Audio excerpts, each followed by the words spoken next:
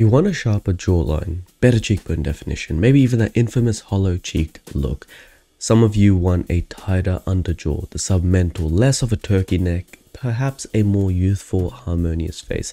All very acceptable goals, and I'm going to lay out a 5-step plan that works. It does work, and your job is to just stick to it, which is easier said than done, because believe me, this is going to be a hard journey. Step 1. So step 1 is an attitude change, and this is something I don't see a lot of people talk about. Miran from a channel once that was called Student Aesthetics. I was watching this back when I was, I think, like 14, and in his journey, he's made a lot of personal sacrifice to go from his young, puffy-cheeked look to sharp and chiseled at below 10% body fat. I'm using him as an example because he naturally has quite a rounded, neotenous face, despite being incredibly lean. He's not fat, he's a fitness YouTuber. If you're unfamiliar with him, being less than 10% body fat is mentally a very difficult task, but for him to have that kind of facial definition that he needs, he has to be less than 10% body fat. Another example, in this video I explained using personal experiences how most people have zero idea what it takes to look like a model, the level of personal sacrifice that's needed. The average person does not have a workout routine. They don't track or respect their calories. There are no facial exercises or hair loss protocols, basic oral hygiene, and a non-existent skincare routine. Speaking of skincare, shout out to our second company, Skinstreak, which is launching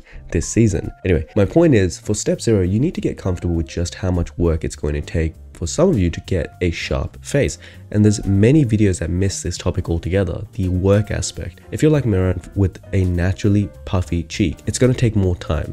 Tess Holiday, a plus-sized model, her bone structure is sharp enough for her face to be seen under the fat. It's going to likely take her less work to get a sharp face. Everyone's journey is going to be different, but I can say without a doubt, getting a lean face is one of the hardest but most rewarding aesthetic improvements you can make. For step 2, as a rule of thumb, 10% body fat and 14 to 20% for women, and this is going to vary due to hormonal fluctuations and also from person to person, is generally a good rule of thumb to aim for if you want a chiseled face. What you need to understand is that facial fat is gained first and it's lost last. Like a deep, slow pool, the water is going to drain from the deepest points last, but it's also going to be the first ones to fill up. So to move forward, you need to have a goal and then work towards it one day at a time.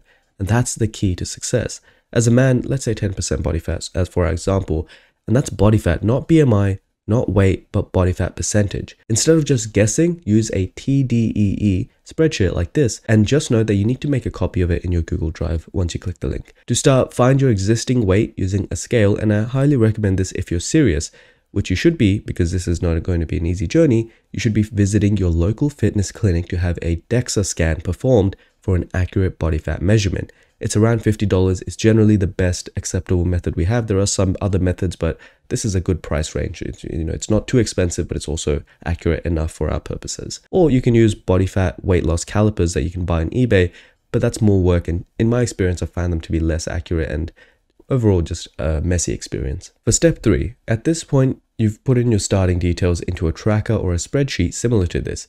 You're going to need to track calories and eat 200 to 400 calories under what your body needs for the day. This is called the total daily energy expenditure. As I explained earlier, most of you probably know all of this, so I'm going to recap this quickly.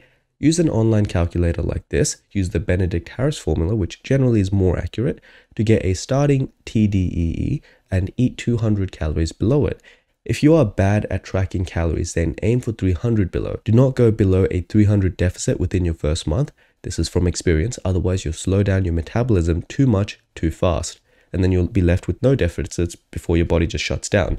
The best thing about this spreadsheet that I recommended is that it uses your total daily weight to recalculate your total daily energy expenditure based on how much weight you gain or lose by going over or under your starting prediction. At this point, tracking calories sucks, and it's a lot of work, I admit. I used to do it, but most people aren't as aware as they think they are to be able to guess correctly. That's a privilege that most of you probably haven't earned yet. The average person overestimates how much they eat in a day by up to 1,000 calories.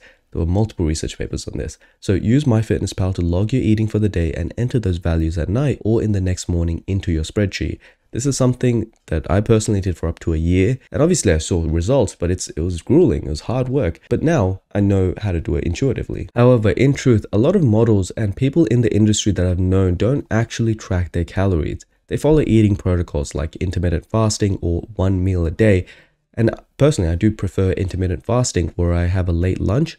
But these protocols are at risk of causing permanent metabolic damage. So if you do attempt something like this, do not overdo it. Not eating for 4 days will not make you lose weight. Instead, it's going to put your body into panic mode, holding on dearly for the last remaining bits of fat. As a side tip, this one is a pretty good side tip, I think. I love protein water. It's amazing. It's an amazing product. It's just hydrolyzed collagen, so it doesn't really have the milky taste of whey protein, which I absolutely hate. I put 60 grams of this stuff into my chilled water bottle and I sip it throughout the day. It's an easy way to keep your protein levels up and keep the focus on fat breakdown instead of muscle. And you know, there's a common misconception that muscle retention is important for just men. It's important for both men and women for aesthetics because muscles undeniably look better than fat for most cases. Step 4. If you're looking at this and thinking that this is too much work, it's time to step back and think if you really want this. Losing facial fat is not a singular goal. Being leaner means you're going to be primed for better muscle development and you'll also get the body of your dreams.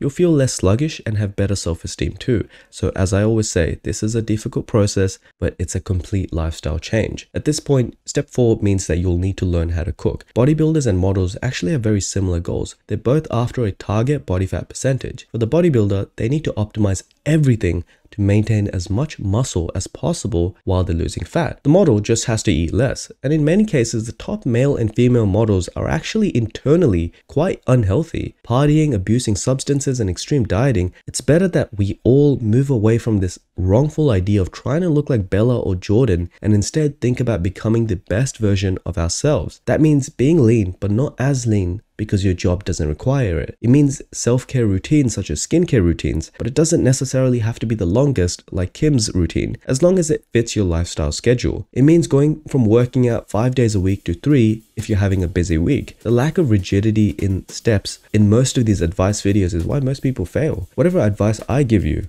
has to fit your lifestyle goals, environment, and your personal abilities. So you need to take this into consideration, but don't use it as an excuse to be lazy. To end off step 4, I want to discuss the importance of cooking while you're dieting or in building a healthier lifestyle, because you are what you eat, and I believe that more than ever. If you track calories while relying on processed foods that are primarily found in the pantry, you're going to very quickly run out of calories for the day and be left hungry. I speak from experience, so you should watch Joe Delaney's cooking videos, Zach Perna. They're very satisfying and easy to follow. If you have any more fitness channels that are that have cooking related videos, you know what I'm saying, then you should put them in the comments and I'd love to suggest those too. Once you master the cooking part for yourself, there really is no step that I can foreseeably see that can cause you to trip up, because this really is just a matter of habit and practice. If anyone else has other tips on healthy dieting, please again leave them in the comments. The steps outlined here are very specific, but that's because they work and it takes the guesswork out of it. So there are no excuses.